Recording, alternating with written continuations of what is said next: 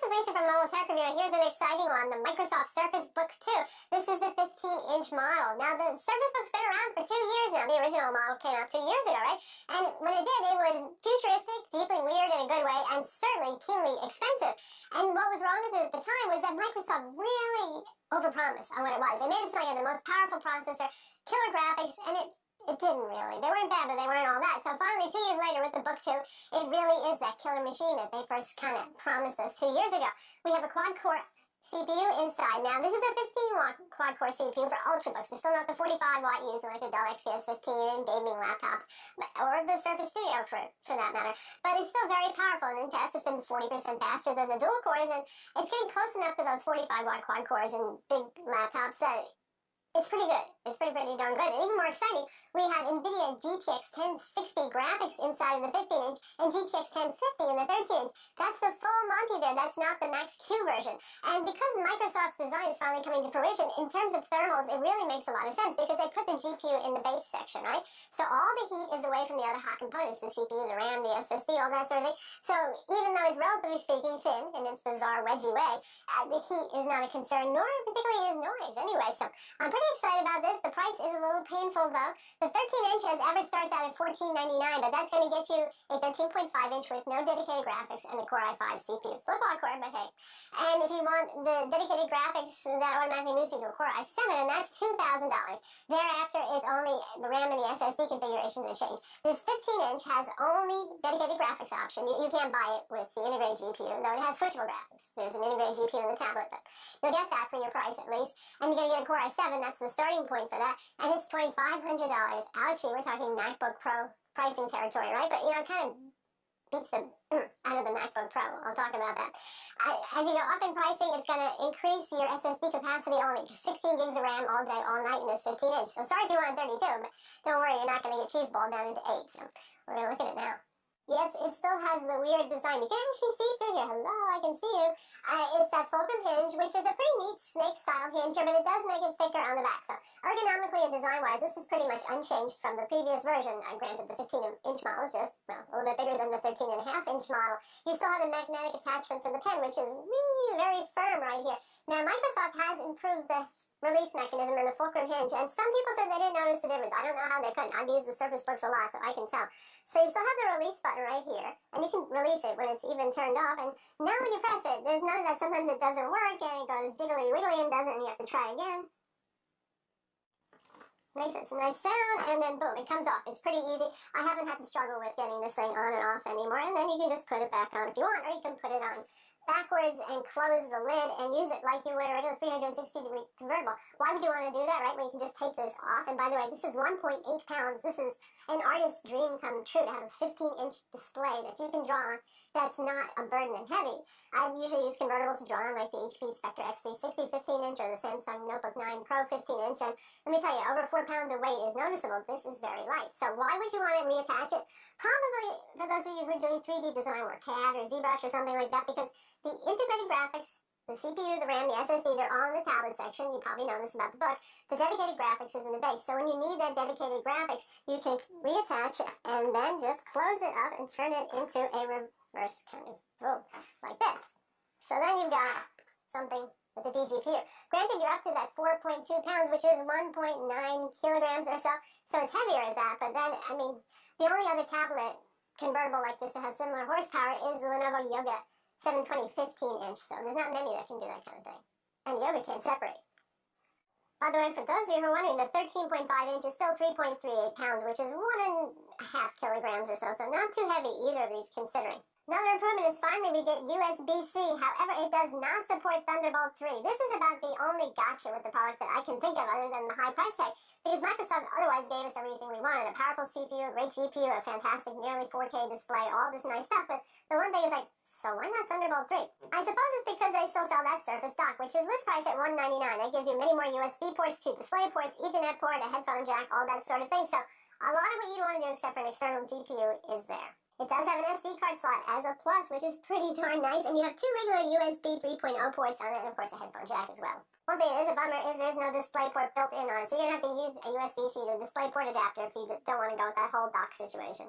So like I mentioned, when it comes to heat, this is an ingenious idea to have the graphics card in the dock because it's the thing that's generating a good amount of heat. And if you keep it away from the also hot CPU and the fast PCIe NVMe SSD, ours is a Samsung PM961, by the way, you've got an ideal solution here. There's a fan in the tablet, there's a fan in the base.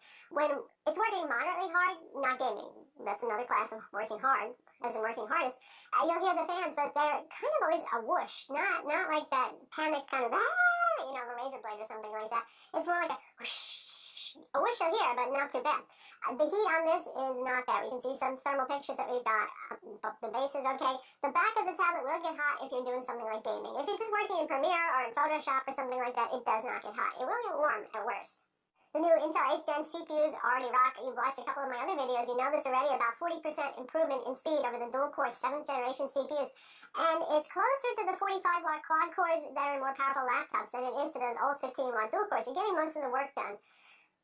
What's impressive here, though, is all of the laptops that I've tested with Intel 8th Gen quad-core CPUs so far, you can see in the graphs for performance when I'm doing things like benchmarks, it zigzags up and down a lot because it can't maintain that turbo boost. This one maintains boost speed right there, pegged at the top for long periods of time, much like a 45-watt quad-core mobile workstation would or a gaming laptop. So they have really gotten some good performance out of this. The cores can get hot on this, and you can see when playing Civ for about 40 minutes or so, then they've reached pretty high, 95 degrees on one core. And typically it stays in the mid-80s when playing Civ. If I was pushing it at almost 4K resolution, I dropped it down to 1920 by 1200, and that did help to bring the temperatures down. So it's not going to kill itself with the heat, but the components do get toasty. The GPU, however, 68 to 72 degrees, which is quite cool, centigrade that is. One thing to note about that GPU, though, it's great that it's not max Q, right? You see, you have full performance here. But it's a PCIe 16X card, but they're only using it in a 4X, 4-lane configuration, so there should be less performance there. That said, in terms of benchmarks and the frame rates in games, I really didn't see much of a difference between your usual 16-lane configuration, say like the 14-inch Razer Blade with the same GPU inside. 16 gigs of RAM, like I said, is a max. If you need more than that, this is not the machine for you. The cheaper configurations of the 13-inch come with 8 gigs, which is a little light given the price. Oh well. You can get 256, 512, or 1 terabyte SSD in here, and this is a sealed design, just like before. There's really no way that you're going to be opening up this tablet part, or even probably the base to upgrade anything yourself, so I would say buy it the way you need it. Thank God fast external storage is available now. You can get Samsung T3 and T5 external SSDs for reasonable prices, and you can even run games from it. I've run games off of the SSD instead of the internal storage, because ours is just a 256 gig model. One thing I did notice, the read speeds are fantastic. You can see crystal disk mark on the screen, but the write speeds were unusually low. It looks to me like they need a little firmware update or something to address that.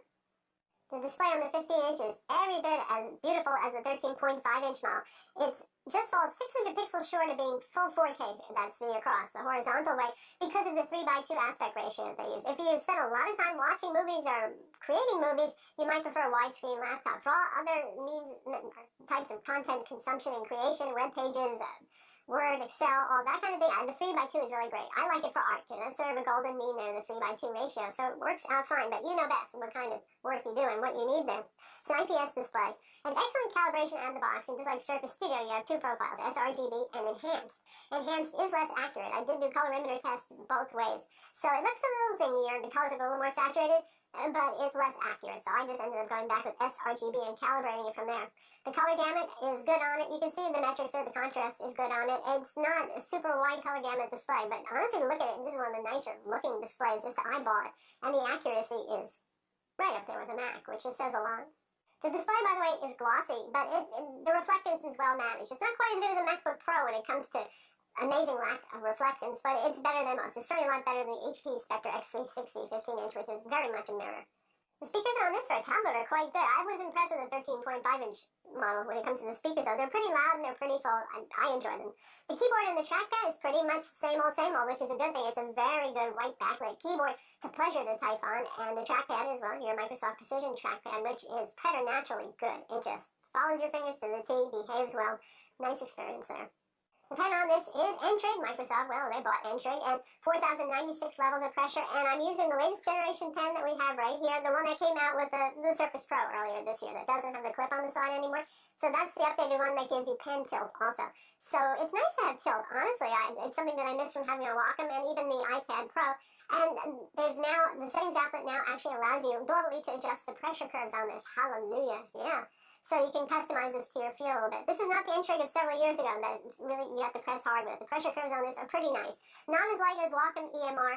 Wacom EMR still feels like delicate sketching with a pencil on paper, and this is a little bit more like a pen on ink. It is a little bit less still of a lightness of touch thing going on here, so it depends on the kind of work that you're doing. I think if you're doing cartooning, line art, that sort of thing, certainly if you're doing ZBrush, then this sort of solution is fantastic. If you're a national media style painter, the Wacom EMR is still going to be the one to beat.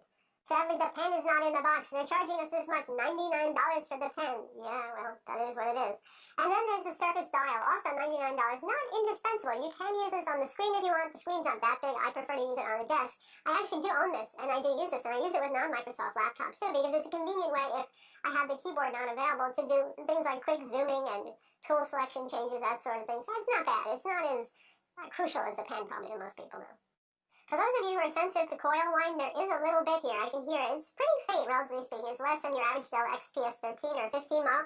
I don't know, 2017 is the year of coil whine. Probably 2/3 of the laptops that I've tested have had some coil whine. So I think we're just going to have to get used to a little bit of that sound. It's not that loud. I can deal.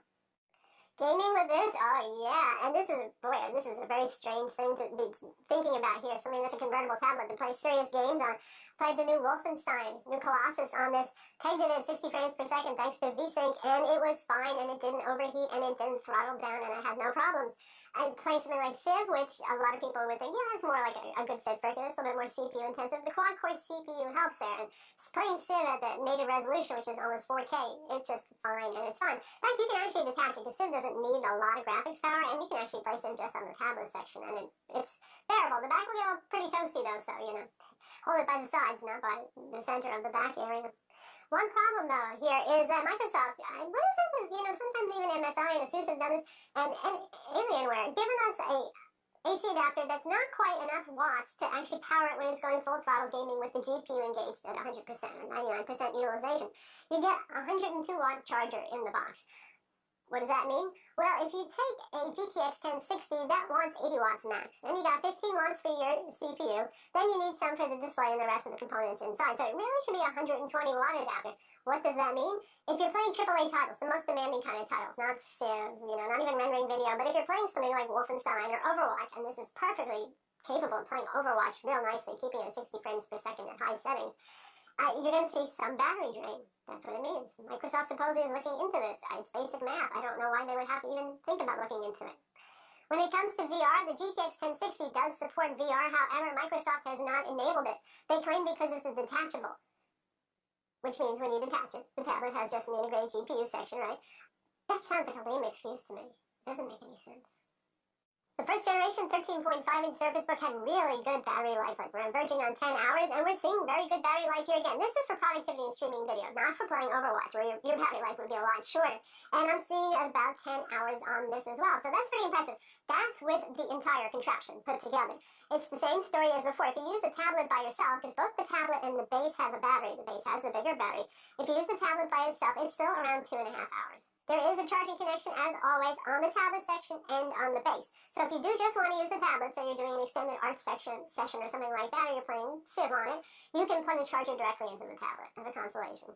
You can also charge via USB-C if you want, but on the base, because that's the only place where there's a USB-C connector. You can't use both the docking connector and the USB-C to charge at the same time. Microsoft said, no, you can't do that. Which isn't unusual. For laptops that have both methods of charging, you can't do both at once. It's one or the other. So this is a drawing that I did in Photoshop using the Surface right here, and this is the latest version of Photoshop, and it works really quite well. It's just nice. Of course, there's no parallax here. There is palm rejection, though I always wear my art glove because no palm rejection is perfect. And it's working out very nicely here. And I can get some nice shading lines like I did right here that mimic charcoal. The pressure curves are pretty good on this. And then if I want to do something heavy, obviously, real hollow and there's Adam's apple right there. We've got a lot of gradation of lines right there. It's nice. And in terms of parallel diagonal lines, there's really very little jitter. Well, I made a jittery line because the tablet moved. There we go. It's pretty good. It's not perfect, but this is a great improvement over other pens that we've seen that are active where the pen battery is what powers it. Only Wacom EMR has those good diagonal lines. That is really nice. And the speed, of course, is just fine. And right now I'm just using the tablet section, so it's running on Intel integrated graphics. There's enough horsepower for 2D work. If you're doing 3D work, I would say most of the time you're going to be wanting to use the base if you're getting really serious with your CAD or your ZBrush. I'm not much of a 3D jockey, so I'm not going to demo that here, but you've got plenty of horsepower inside to do 3D design work. Now, you art folks out there, if you want to see more in-depth coverage on the art, just let me know and I'll make a separate video just on art on this.